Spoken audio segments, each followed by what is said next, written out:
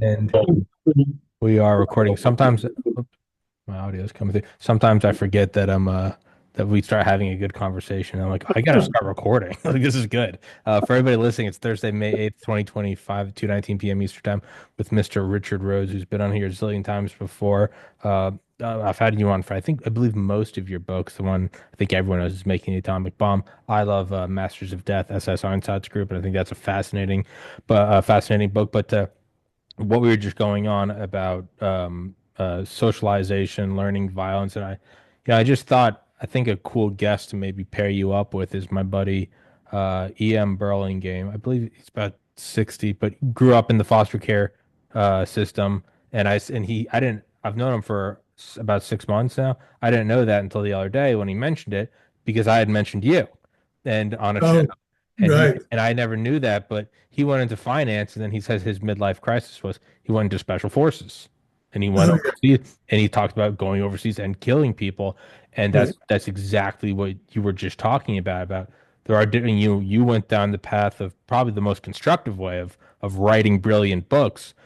He went down a path of he did finance, and then he went to special forces, and now he's out of leaves doing finance again. But about all these, and you were just mentioning the way doctors are treated. One of my favorite books, House of God by Samuel Shem, about the whole hazing process of Harvard Medical Best, they call it BMS, Best Medical School.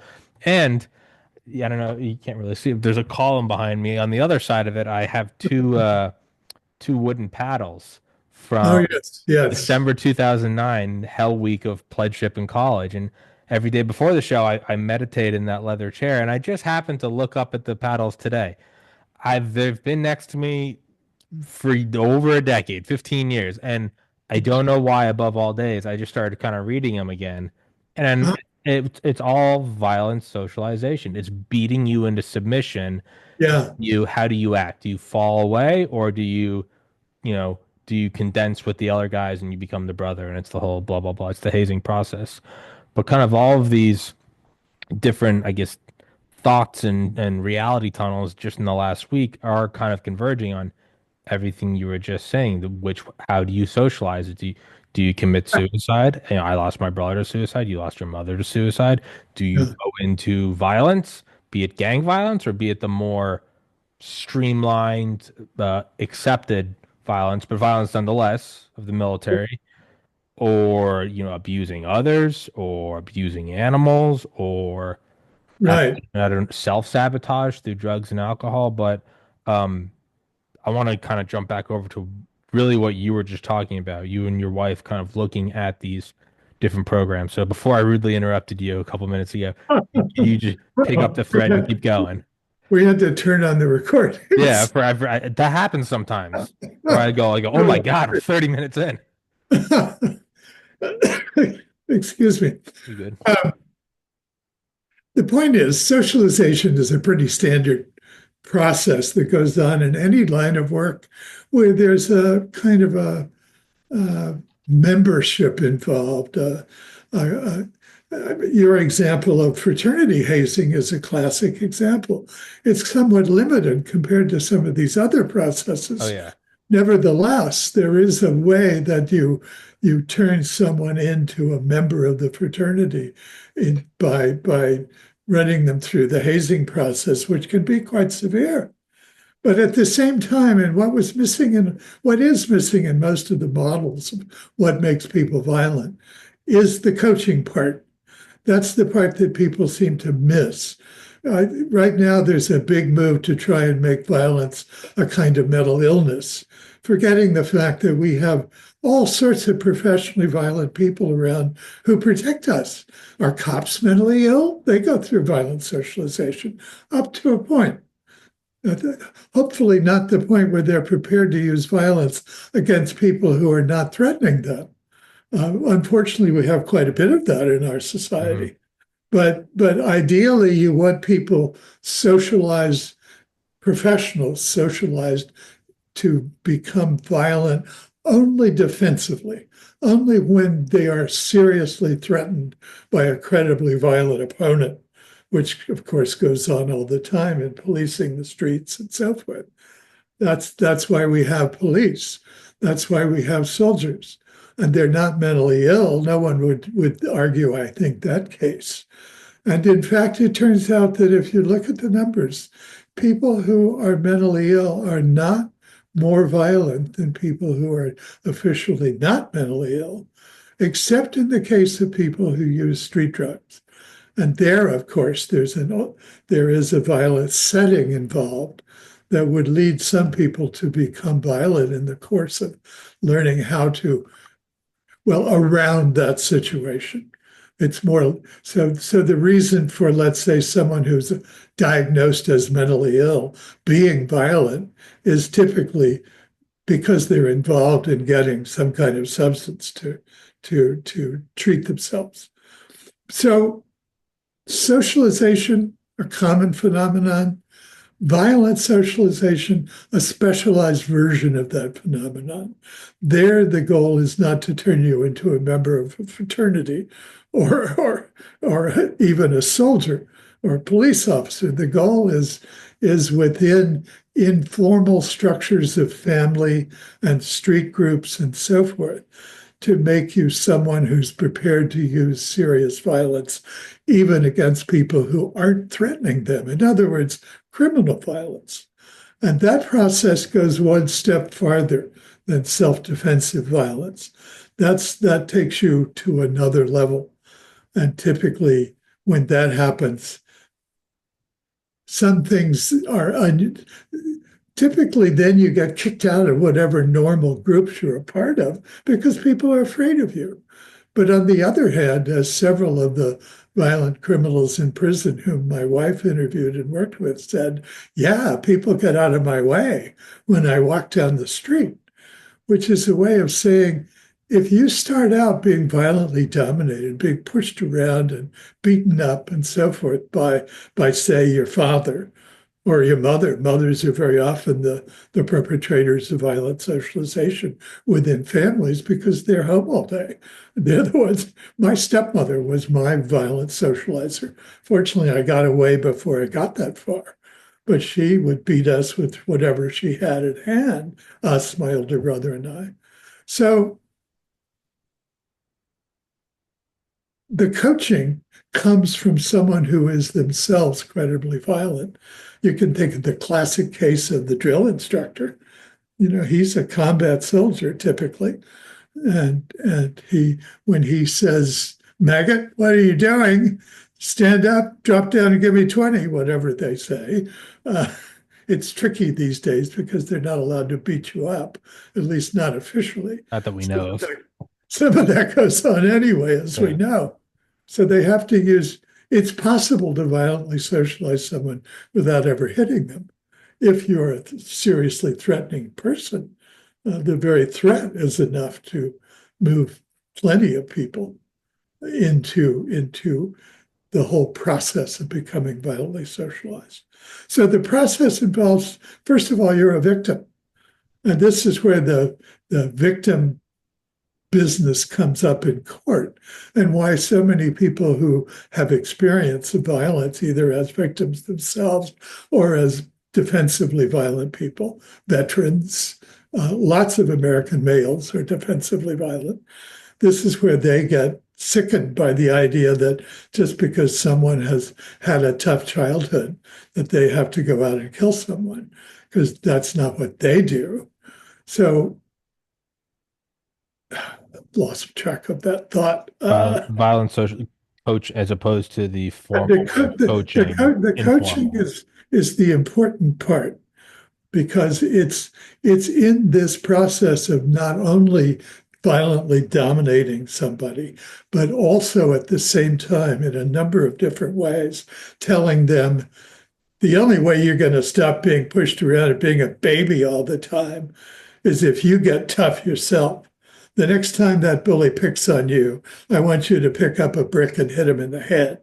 Or the mother who, in one interview someone did in one of the books that I've studied, says, "Don't come home without bringing me one of that bully's teeth." Yeah. Wow, what a terrifying thing to have to face.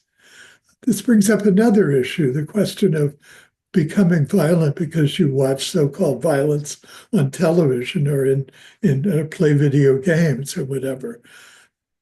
What's missing from that story is when you reach the point in your violent development where you feel like you're big enough and strong enough, or have the means at hand. Maybe these days it's a gun. Typically, it is a gun in our society. That you think you might be able to dominate the person who's been violently dominating you. Then you hear the voice of that violent coach saying, "You've got to be violent yourself." I mean, there are lots of ways to get out of having to become violent. My way with my stepmother was to spend all day somewhere else Hmm. and spend as little time at home as possible, which is pretty typical for a lot of people. Someone else may, as we said, decide that the only way they can get away from all this mistreatment is to commit suicide. That's a credible answer to the problem, although not a very happy one for the person who has to do it because they end their lives. But, or maybe you go to the police. When my brother was being beaten one day by my stepmother, he was big enough by then, at 13 years of age, to think to himself, why don't I just take that baseball bat out of her hand and beat her? But he had been in scouts and he had been in church activities and he had heard the nonviolent coaching that we get from some of the better organizations in our society and most of the better people that say, don't use violence. That's not good. You don't want to do that. For whatever reason, you don't want to do that. He'd heard that. And instead of beating up my stepmother, which would have sent him off to a juvenile delinquents home, broken up the family, God knows what would have followed if he'd made the decision at that crucial point. Instead, he said to himself, I'm just going to get out of here. And he ran out. She chased him down the street, but she was overweight and couldn't chase him very far. He was a track star later in high school, my big brother. He ran a 420 mile when he was a junior in high school, which was pretty good. That's insane Yeah. now. So, well, for a high school kid, yeah. Anyway, we had happened to go to the police a few weeks earlier to get a license for our new bicycles, of all things. But in Kansas City at that time and place, you had to have a police license for your bicycle. So he remembered that. And after spending part of the day thinking, where can I go? And he couldn't think of anyone within our extended family whom he credibly knew would take us in. And he couldn't obviously go back to our stepmother. She beat on him some more, and probably seriously. But he remembered going to the police. So here he was, underweight because we didn't get enough to eat in that household, and bruised from beatings. He went to the police department and they had the good sense, even back in 1949, when there was very little in the way of social support for children in our society. They saw that he was underweight, they saw that he was bruised, and they started the process that led us to be removed from our family and sent to what was a very benevolent farm school outside of Kansas City in Independence, Missouri, which is still there and still functioning and still doing a beautiful job of taking kids in and giving them a good life. So that was an alternative and a really good alternative because I went with it. The judge insisted that whatever we decided to do, and he gave us several choices, we should go together. So I got out of the situation too, even though by then my stepmother was plying me with strawberries and promises of going to scout camp if I would testify that Stanley was lying, which I wouldn't. So, but I was terrified of Yeah. hers. Anyway, each stage of the way, if you can find a way to intervene, I mean, obviously, this is a very complicated process, or we'd have a lot more violent people in our society than we do. And our violent levels in American society are really fairly low. They're higher than in Europe by quite a lot. but they're not higher than Russia. They're not higher than most of the countries of South America and Central America, like Mexico. We have some pretty good control over violence in American society, which is largely, I think, a function of the relative prosperity of our society. People have lots of alternatives, and there's a reasonably functional social welfare system. It's not as nearly as good as it should be. For one thing, it doesn't have the right violence model.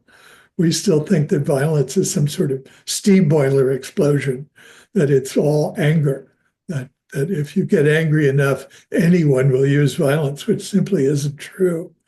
There are lots of reasons why people use serious violence. There's frustration if someone has money in their hand that you want, then you use violence to get that money. There is anger, of course. There's fear. If someone is threatening you and you feel that it's dangerous. There's also just taking care of business. As a friend we developed my wife and I, when we lived in Connecticut, who had been a seriously violent guy and had stopped being violent. I won't go into the whole story, but he was our barber. He cut our hair. And when we got his trust, he told us about a lot of his interesting crimes over the years, including kneecapping his partner in crime one time because the guy was holding out some of the loot. Hmm. So this was a serious guy. And when we told him the violent socialization model, it was right on. It was absolutely what happened to him, stage by stage. And every time I've encountered someone who is seriously violent, the model fits them. Even in the case of that book about the German Nazis, guys in a different time and place, assigned to kill Jews, they went through the same process, basically. So, in short, there is a distinctive process that's unique to becoming violently socialized. It's not what was the motive, which is always the first question when some kid goes in to shoot up a school. What was his motive? Was he online hating Jews, or what was his problem? No, the reason is almost always exactly the same, and that is they want the violent notoriety that comes with being known as seriously violent. And of course, that's what you get, even if they shoot themselves at the end of their killing spree. That's what they get as a result of killing a lot of people. And it's very easy with a gun, even if you're not strong, even if you're not able to use personal violence physically and directly with someone who's threatening you. If you can get your hands on a gun, you can shoot all sorts of people. And all you have to do is pull a little trigger. You don't even have to get close enough for the other person to attack you. All right. So that's the process. The key is coaching. The stages are pretty clear. But then now, how do you intervene? Where do you intervene? That's what we went looking for. And we found a program for each of the stages of violence development that has been tried, usually typically by itself. They've never been pulled together into one integrated program, and that's what we were proposing to write a book about.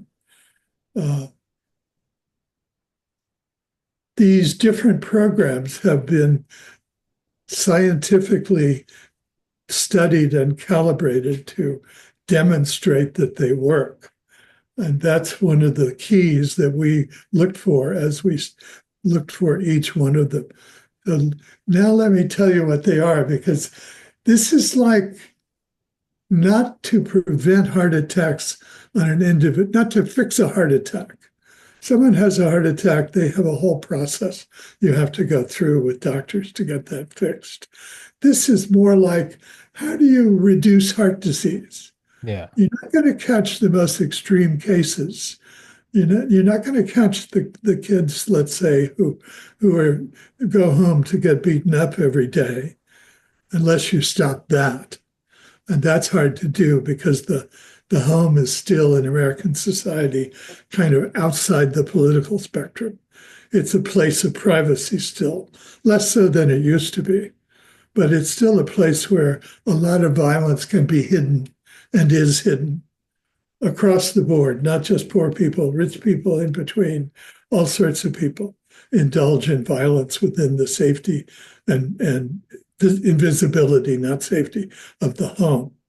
Nevertheless, there is a way to get at the beginnings of violence in the home. So the first one we found was a program for reducing hospital admissions of babies and children for intentional injuries, which is basically to say for child abuse. And this was a program that was tested and tried out to send visiting nurses into the homes where there are newborns, particularly first newborns, the first time the mother has a child, to teach the mother how to take care of their child, how they prepare milk if they're not breastfeeding, how they keep the baby clean, all of the normal things that you learn. 1 hour a week. But the nurse was also trained to coach the new parent in not using violence against the child when they do things that the parent interprets as misbehavior. A lot of new parents, when a baby is crying, will tell you, oh, she's just being willful, and they slap her or him. So the nurse would say, no, wait, looks like maybe she needs her diaper change.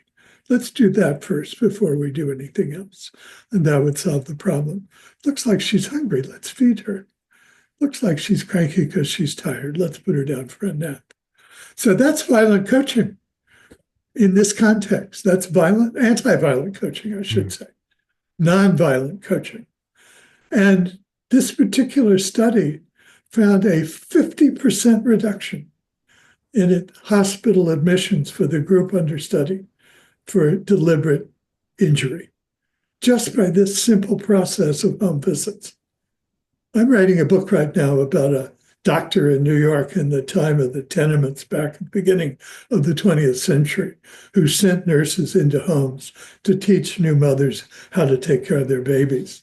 I don't think they knew anything about what I'm talking about in terms of anti-violence coaching, but she's credited with saving the lives of 90,000 babies. Dr. Joe. Of course, yeah, Dr. Joe. Yeah, I'd read the little thing. Josephine Baker, right, exactly.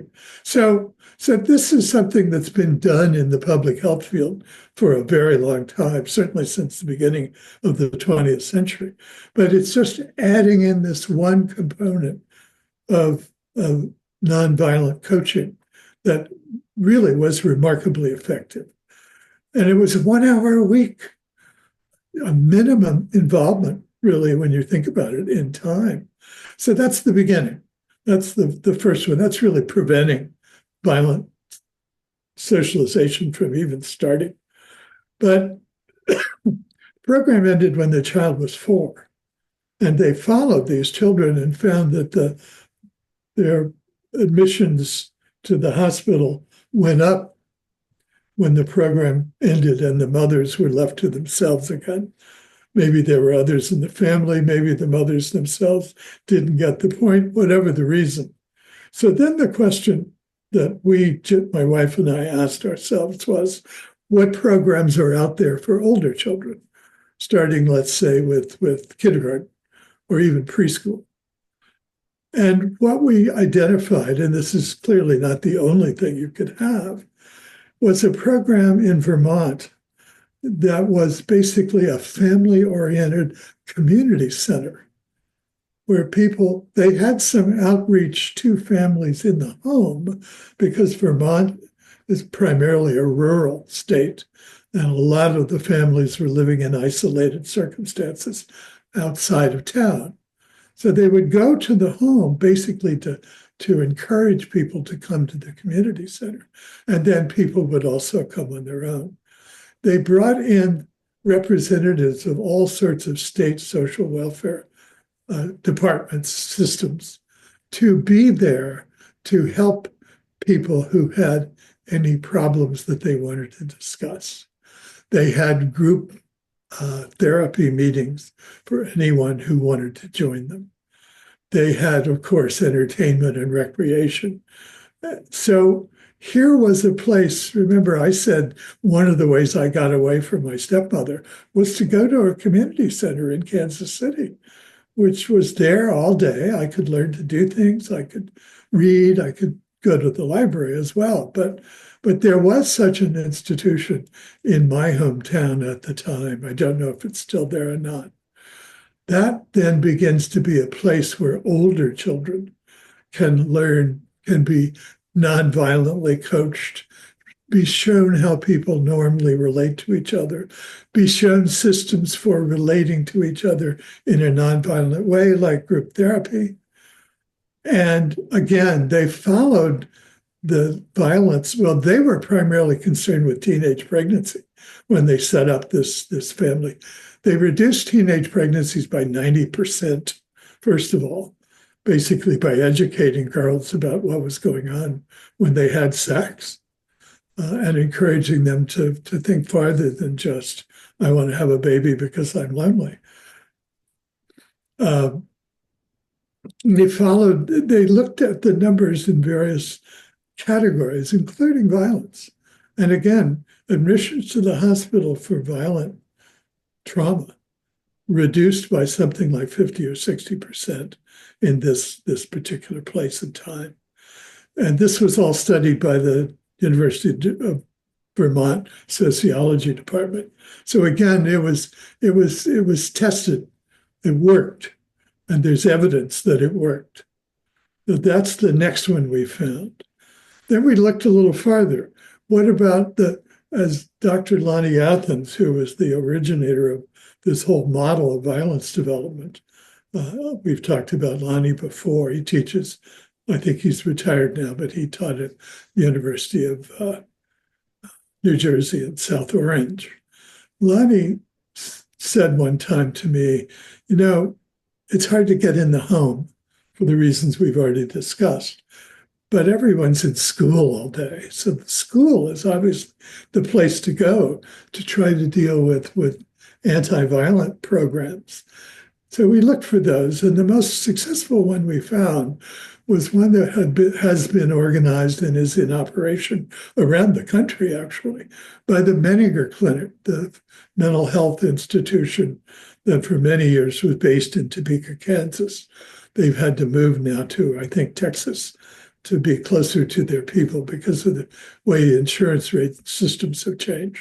In any case, they developed a system that was school-wide, that was organized by classes and classrooms, that they had a flag that the classroom with the least amount of violent disruption would get every month to show that they were the winners of this month's most successful class. They had these various programs. If there was a violent altercation within a class, the whole class stopped and they sat there and talked about what was going on and why, and whether that was a good idea and so forth. In other words, a kind of group pressure and group response to move away from individual violence towards some more collective and less violent way of handling the situation. It's been a very successful program, and so much so, as I said, that it's spreading nationwide. And it reaches people who are older kids who may be farther along in their violence development and gives them another place where the whole process can be interrupted. And since you really have to go through all the stages of violent development, violent socialization, in order to end up seriously violent, any one of these things by itself can do that job. Taken together, which is what hasn't happened, taken together, they should be quite powerful, just as the methods of dealing with potential heart disease, better diet, weight control, we all know all the rules, blood pressure control. there are a whole list of things that are packaged together as how not to have a heart attack. And here, Ginger and I were trying to package together various things we found for how not to become violent and how to prevent children from becoming violent, or adults for that matter. So then, what about someone who's really begun to use violence, getting those first violent experiences, the bully, for example? Well, of course, the anti-bullying program, but one program that's remarkably successful, paradoxically, is karate and similar personal. I'm blocking on the what we call this collective group of things. Martial What? arts, Sorry. self-defense, martial arts, Yeah, self-defense. the martial arts. The martial arts. The martial arts you would think would teach you to be violent, That's the but opposite normally. yeah, but in fact, their whole message is don't use this to injure and hurt people unless you're seriously threatened. In other words, stop at defensive violence and don't use it there unless you absolutely have to. So there's anti-violent coaching built into the martial arts, and it's remarkably effective at helping people who are maybe on the edge of being seriously violent come back from that and find something that gives them honor and pride and a sense of belonging to a very special group, uh, with a sensei as a leader who sets the example, a credibly violent individual who doesn't use his violence. So there, it almost brings me to tears to think about how effective that system could be for helping people. Mm. In a way, that's what happens when the kid who's kind of the bully of the neighborhood decides to join the Marines, because although the Marines are a pretty violent group as such on Saturday nights at the bar, it's hard to hold them in check, if you will. Nevertheless, the military's way of stopping defensively violent soldiers from becoming criminally violent is to teach them a whole code of honor. I mean, there's a set of laws. Hmm. There's military law, and it's designed to criminalize violent behavior that isn't included in the system. But Well, there's also this sense of pride and dignity and honor and badges and ribbons and all sorts of good things to help you remember and to keep you in place as someone who doesn't use this skill set that you picked up and this mentality that you picked up in ways that are destructive outside the limits of the destruction you're supposed to be prepared to use to protect yourself and the people in your life and the people at home. So these are all methods. And then finally, two others that we've come across that we haven't explored as much, but would have had we found a publisher for this book. Uh, that's been the problem. Publishers don't really know what we're talking about, unfortunately. Uh, one of the publishers we approached said, I thought you wanted to write a book about a guy who had successfully reversed his violent socialization. And we thought, where did you get that idea? when We never said that. he's seeing Anyway, what he wants to see. there is a program at San Quentin in California uh, to help guys in prison for violent crimes learn anger management. Now, anger management is a very limited set of nonviolent coaching that's unfortunately based on the wrong model. It's based on the steam boiler explosion model, if you will. It's based on the idea that anger is the reason people use violence. And it's one reason, but it's not nearly the only reason. The really serious criminals use violence in the course of going about their work, basically. They're not angry, they're not frustrated, they're none of those things. It's their job, as our friend who was formerly violent said, I'm just taking care of business. Mm. That's how he thought of it.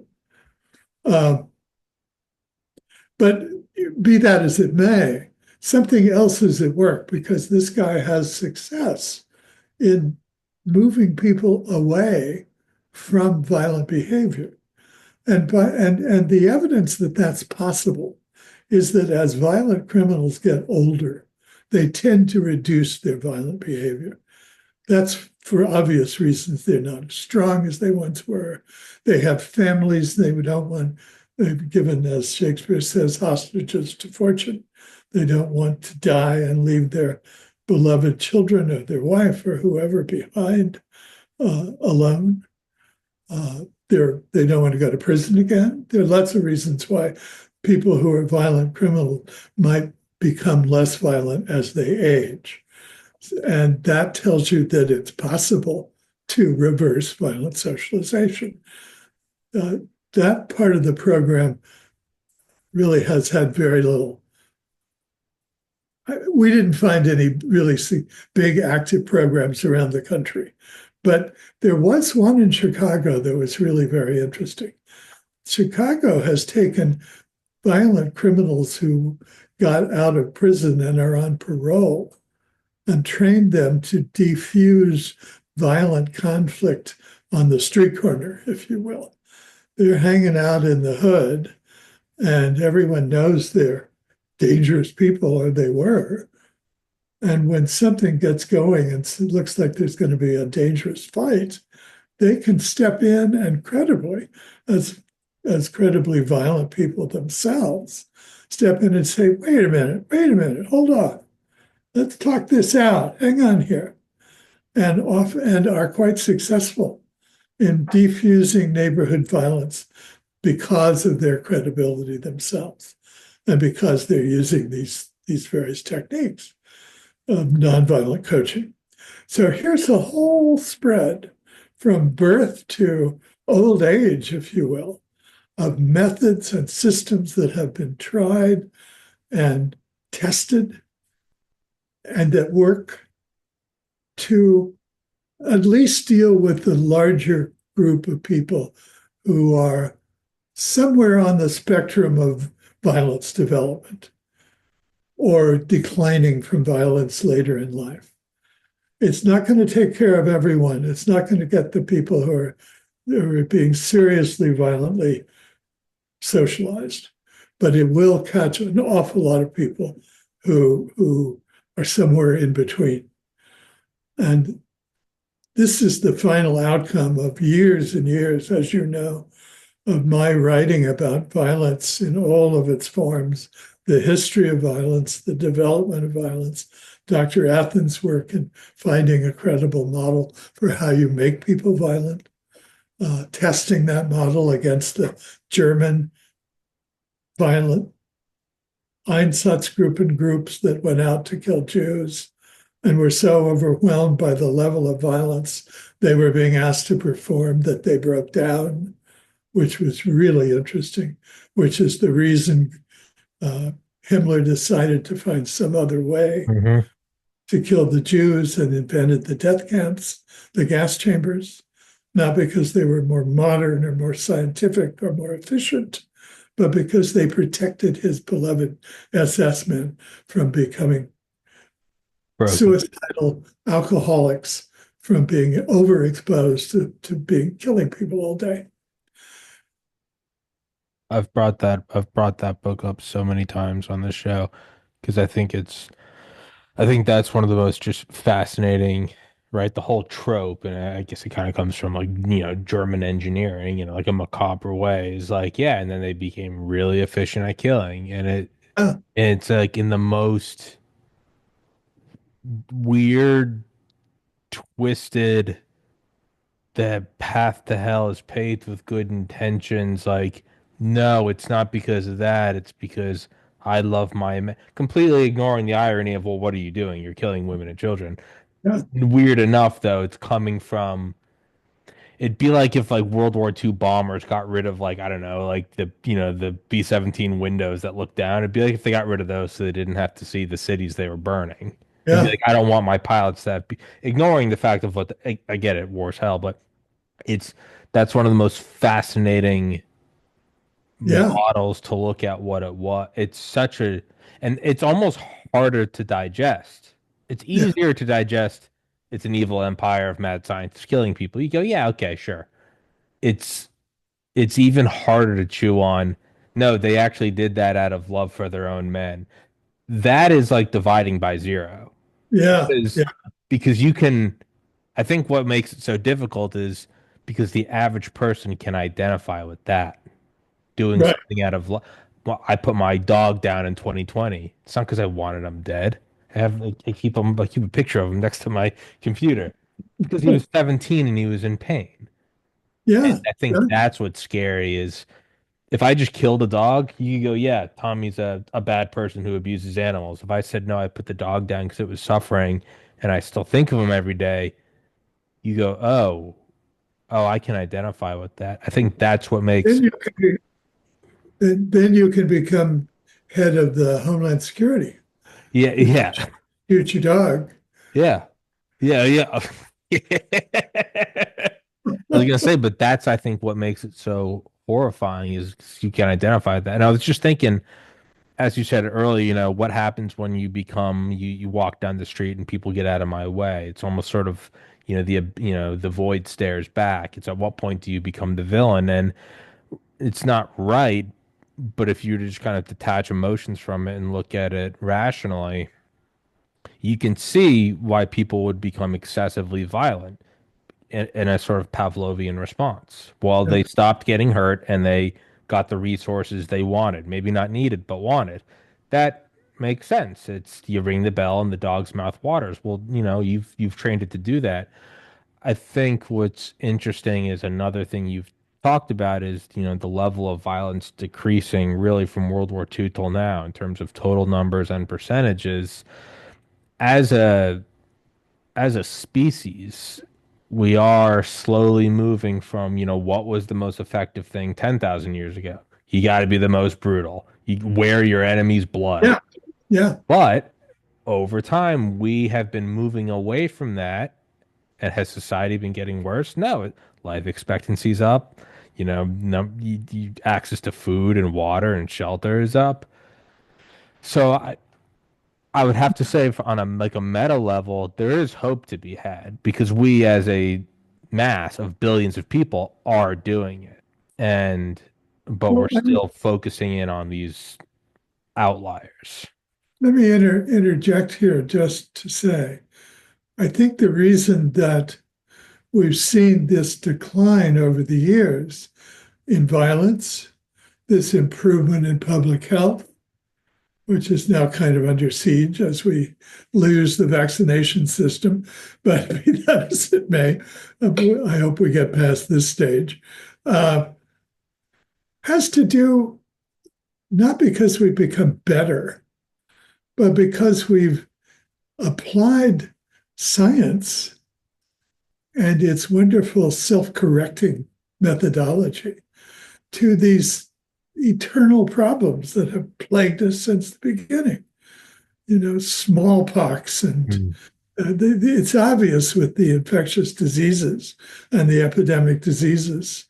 I remember giving vaccinations when I was a medic in the Air Force to our pilots, cargo plane pilots, when they were beginning to fly to this strange place in Southeast Asia called Vietnam. In 1964, one of the last vaccinations I gave was bubonic plague, which was really strange to take this little glass bottle out of the refrigerator and stick a needle into it and withdraw a dose of bubonic plague and Put it in stick another put in it in another someone's human. arm. But there, it was still endemic in Vietnam in those days. It may still be. But we have slowly moved toward protecting ourselves from the serious pains of living in this natural world by finding ways to at least alleviate them, if not actually prevent them. I mean, the great success story is we eliminated a terrible disease, smallpox. It's gone. Hmm. There's some remaining in a lab in a vial, and that's it. Nobody gets smallpox anymore. And unless Bobby Kennedy has his I'm way, gonna say we there's won't. yeah, two Right? samples. I Well, think we it's hope. and we're working on polio, and we're working on other diseases. So that area has very much been conquered by medicine and public health. But the area of human violence is still kind of floating around uncontrolled. It's still wild, if you will, as those diseases were wild. And getting at human violence is a lot trickier than getting at diseases because we're people and we're smart as hell and we have a lot of choices and there are a lot of us who want a lot of things and on and on and on. Finding a structure that will reduce human violence, we have succeeded a lot, but it's still there underneath. This is what really fascinates me. If you break down a society as inner cities are broken down, the violence reemerges. Violence was once the way we prevented violence. That is to Yeah. say, families and clans and other intimate groups like that would threaten the next door intimate group. Don't you dare come over and kill one of our family members, or we'll come over and kill as many of you as we can. And they were credible and they believed it, and it kind of controlled violence. It didn't control it very successfully. And when the middle class arose, beginning in the late Middle Ages and the Renaissance, the middle class basically said, God damn it, can't you find some way to deal with these violent Yeah. people so we can go about the business of developing things that make money so you can charge us taxes? King, emperor, can't you solve this problem? And the kings and the emperors got busy and found ways to reduce the violence, primarily by access to courts of law. I remember a lawyer friend who used to say, I'm involved in basically a contest, you know. It's not violent usually because that's the way we set up the contest. But if it weren't for courts, you guys would be killing each other in the streets, which is true. And one of the aspects of inner city violence is that people in those settings don't often have access to law. The cops kind of stay on the periphery. There's no lawyers around. They don't have money to pay them, and so forth. So we've begun to find systems for preventing violence by finding alternatives that work reasonably well. And the law courts are the most obvious ones of all. When Louis XIV set up his court in Versailles rather than in Paris, he told all the nobility that this is where the business of the state was going to take place. So if they wanted to be a part of all the money coming into the state, they'd have to come there. But they weren't allowed, he said, to bring their weapons. And oh, did that make them unhappy. Oh, was there groaning about, oh, God damn it, I can't take my sword with me. What kind of weepy place is this? But that's where the money was. And so they reluctantly agreed not to take their weapons to Versailles. And that was one of the ways that the king Yeah. reduced the level of violence. The church got involved in reducing violence. The church believed that violence, one aspect of the church, violence was against God's laws. And by working primarily on the wives of the nobility, the case I looked at and was fascinated by was Louis XIV's father, Louis XIII, whose mother, who was beaten every morning when he woke up for the sin of pride. He was whipped by a big, ugly guy whose job in the court was to whip the king's son to make him get rid of his sinful pride.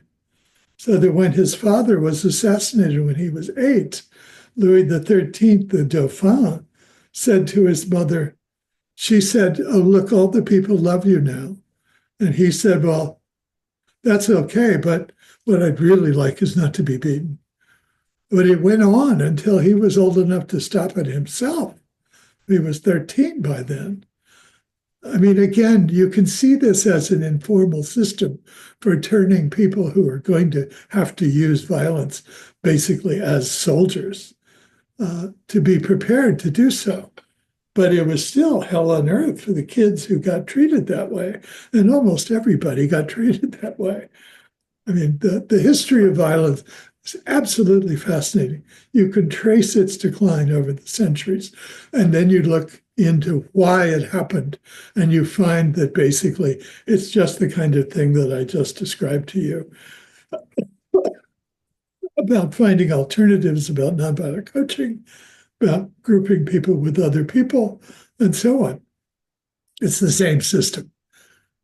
If ever we could, we, my wife and I, and everyone else who has worked on these ideas, could get them out into the world, I think we could make a major difference. Because if you can change the lives of violent criminals just by teaching them anger management, which is a really limited set of changes to bring about compared to the larger one that we talked about of dealing with the whole of violent socialization, then what can you do if people are actually aware of these things?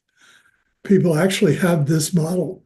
One of the things that I've noticed over the years is people can walk around and look at violence, for example, day in and day out and still not get it if they don't have some personal experience of it, or if science hasn't found the underlying model that supports the behavior. So thus we have every newscaster in America looking for the motive for some kid who goes to school and shoots up his classmates so that he can be recognized as an authentically violent person and treated right, even if right means going to prison. Violent people, when they go into prison, have their rights in prison as well. So, well, I'm on my high horse to be sure Huh. because I'm so indignant about these things not being understood properly.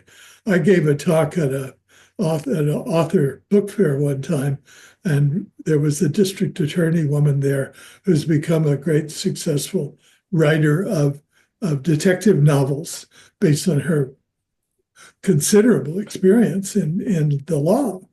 And when I finished presenting the Athens model, she said, they're born that way. And everybody cheered and laughed me off the stage.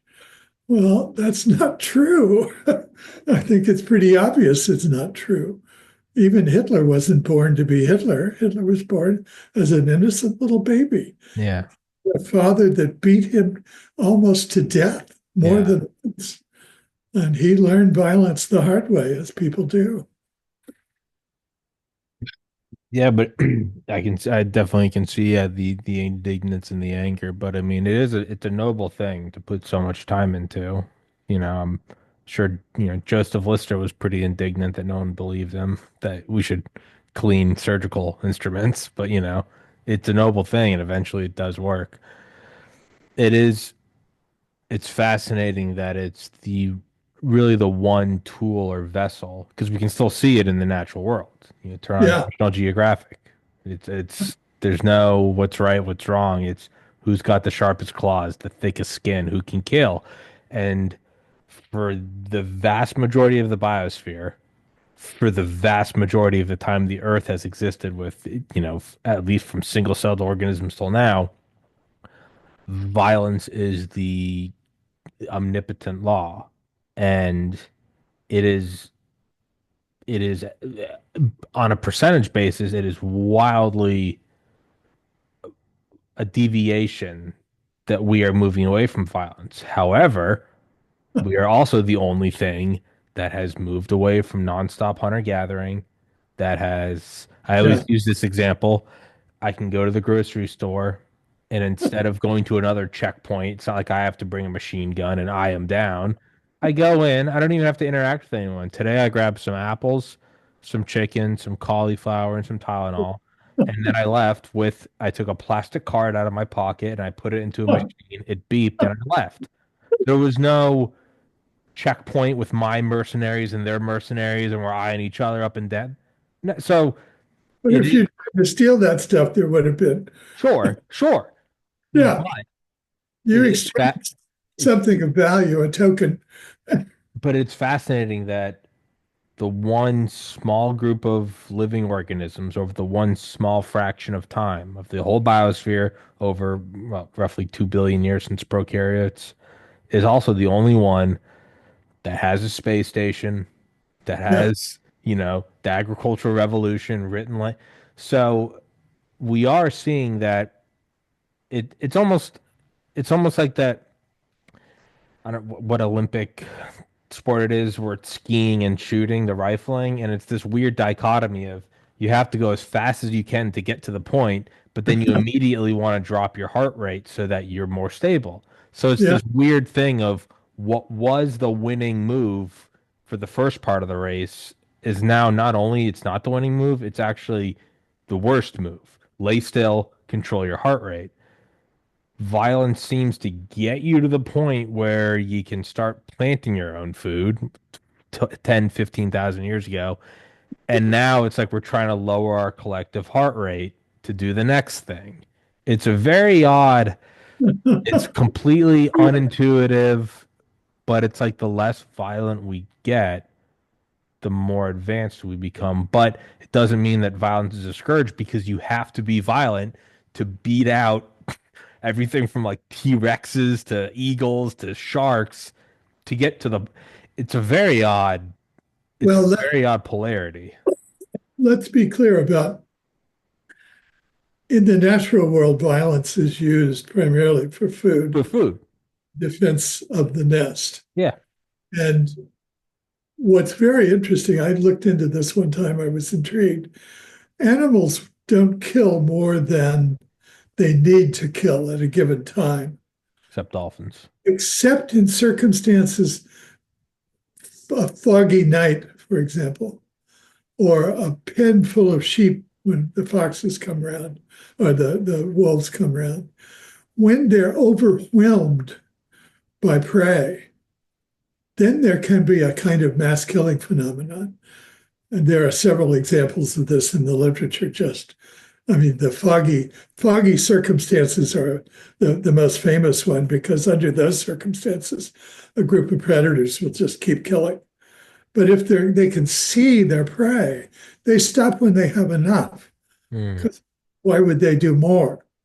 So unless, of course, they typically winnow out from a herd the weak animals, the animals that are either isolated, like a calf, or an animal that's partly crippled and can't keep up with the herd.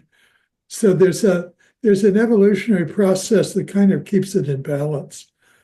So in a way, I think killing for food, killing to defend the nest aren't the best examples of what you're talking about. Sure. The best examples maybe are and I mean anyone who's listening is already thinking, well, what about war? You say we're so peaceful. Jesus Christ, they're killing it by the hundreds of millions over in Ukraine right now. I'm not sure about the largest causes of war, but I do know that the people who run wars are generally desk murderers, Hmm.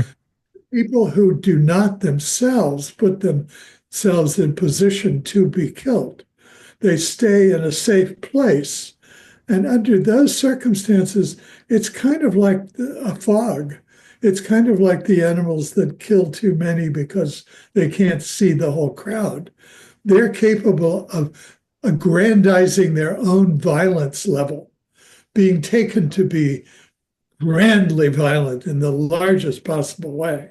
Think about Putin and Because his. it's not real to them. It's a piece of paper. Yeah, they didn't risk anything. Add another zero. What does it matter? Well, that was Hitler's famous line, wasn't it? Or Stalin's, perhaps. One death is a tragedy, a million's a statistic. Yeah. So the desk murderers are the ones who are really evil, if you want to call them evil, Yeah. who can say, "Oh, kill another million. We don't care. Go ahead, knock them all off." And it's fine with them. It doesn't hurt them. In fact, to the contrary, it helps them makes other people afraid of them at a level it's hard to conceive, except for all the billionaires that are hanging around Trump these days. And that's not even really serious violence. That's Yeah. just, yeah, control of resources. So there's something about the large scale war that I haven't gone to that. It's been hard enough to deal with private violence, much less the larger things that are involved. I mean, war used to be fairly straightforward. You were taking over someone's territory and you knew where it was and you knew what you wanted, and when you got it, that's where you stopped. Now I don't know, it becomes this larger game. It's a larger, and I almost wonder if it's scale dependent, like a fire or something. You light a candle, or you have fire in a fireplace, or you have a bonfire. But it does start to behave differently once you get to like forest fires, Yeah, where it creates so much heat and such an updraft, it actually starts to create its own wind. And then its yeah, own wind, as you yeah, know, through time, it starts making firestorms. And then it's almost, and but most of the fires like we all deal with are not forest fires.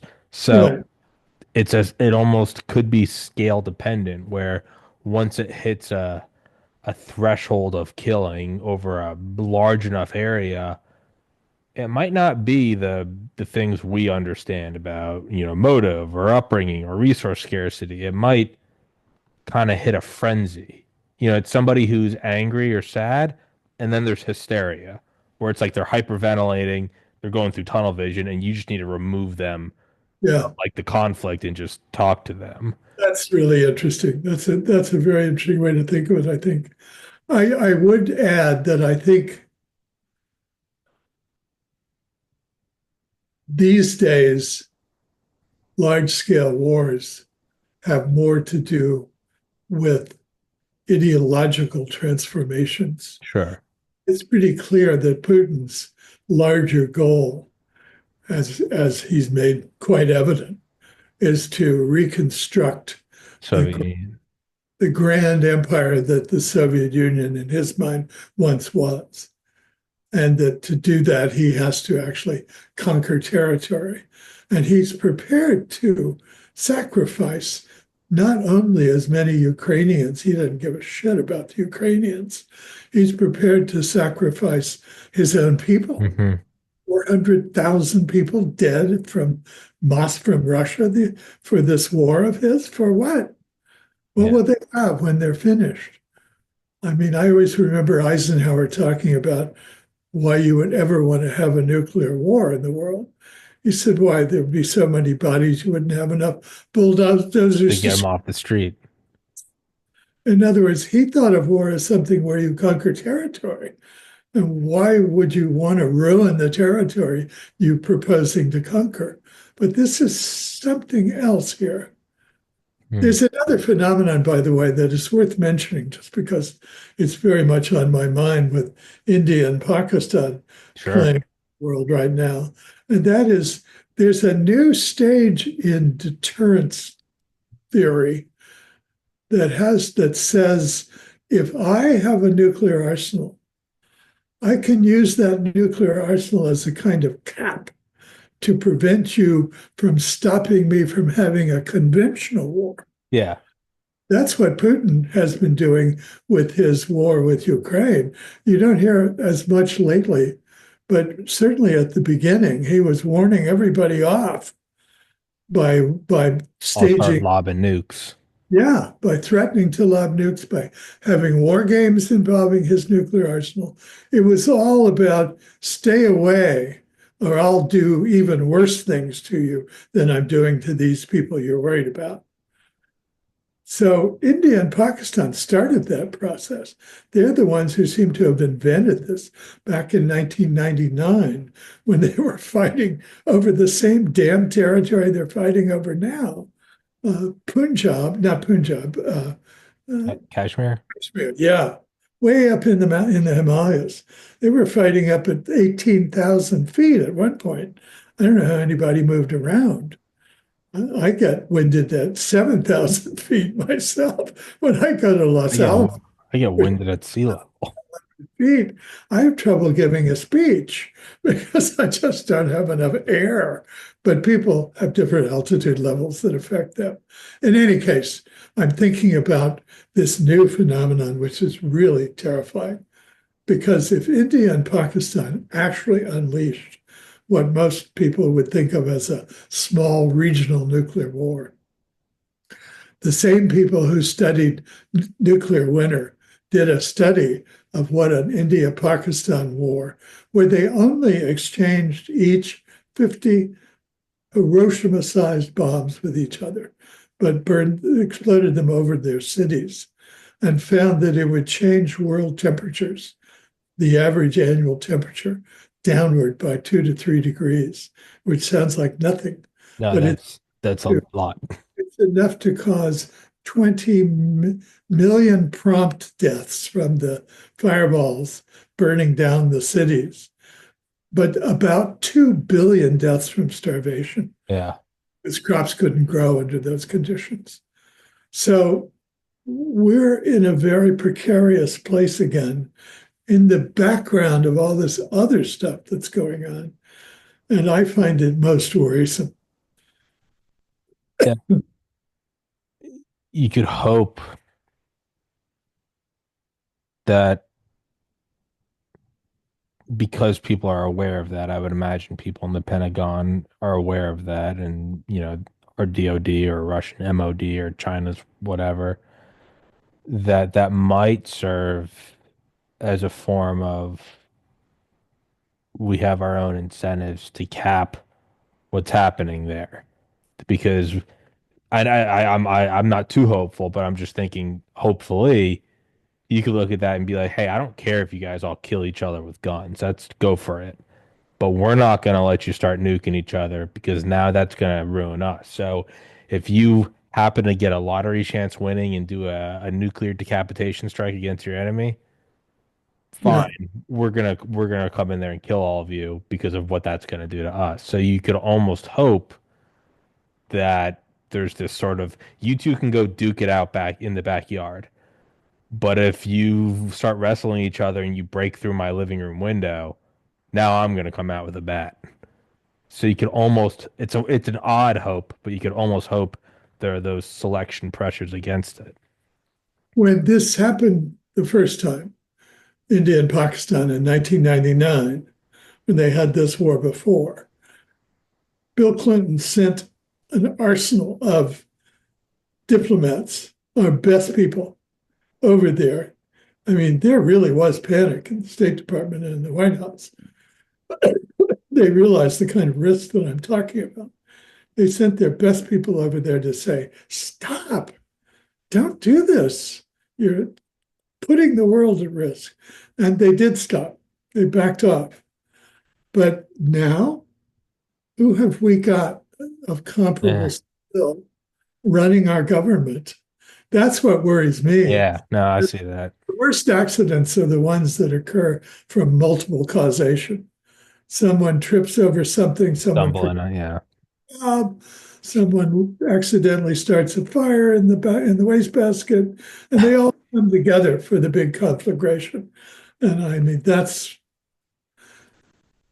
I console myself only that we happen to live almost within sight of the big submarine base for the west coast of the United States. It's right across Puget Sound from us. So I know that if there were really a major nuclear war, we'd be inside the You'd fireball. be immediately. But Yeah. no, so Yeah. so Yeah, in that I'm a little less because I'm in Portland, Maine, and it's same thing. I always hope I hope it's big enough to get nuked because I don't want to survive this. I don't know if I'm close enough to Boston.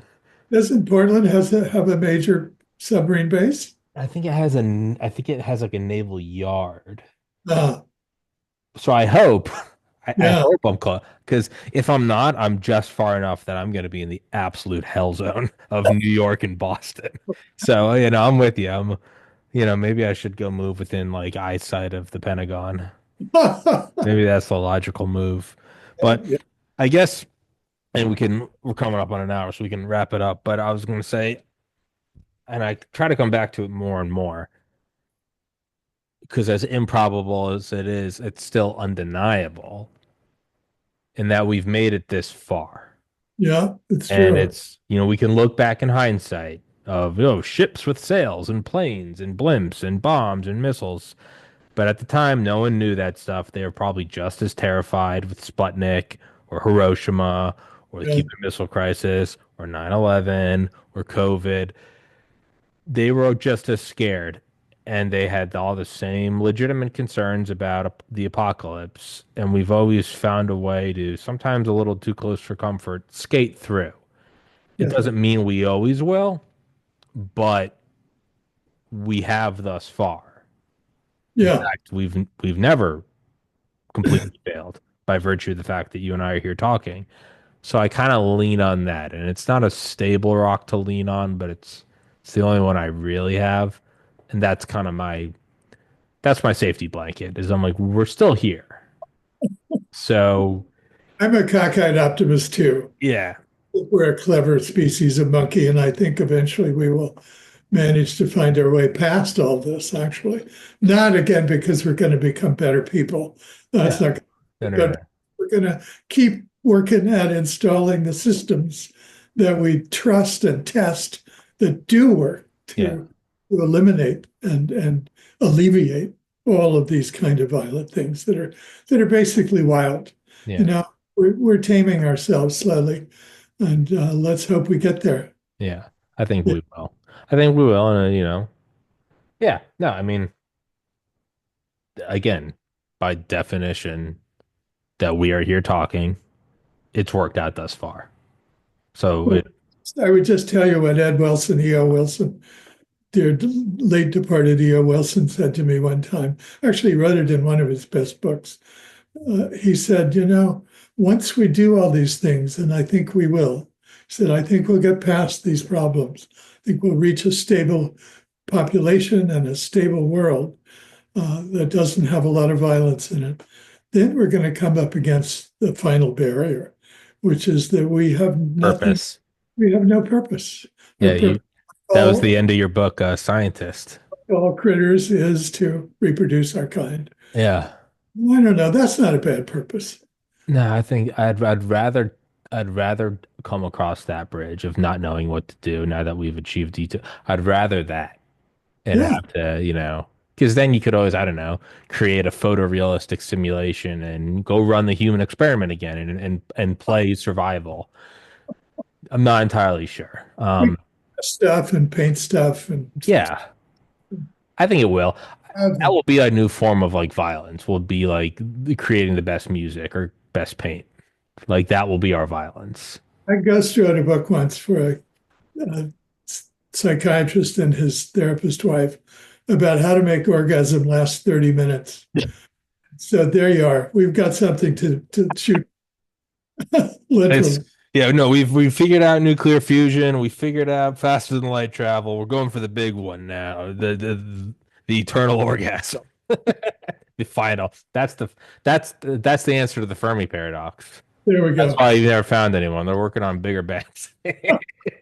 Oh, that's funny. We will wrap it up with that. Mr. Rhodes, I always love talking to you, man. You're a cool dude. I love having you on, and I'm always grateful for your time. And I look forward to the next one, brother. My pleasure too, Tommy. Yes, sir. Very.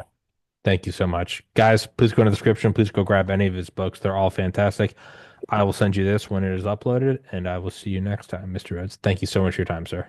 My pleasure. Yes, sir.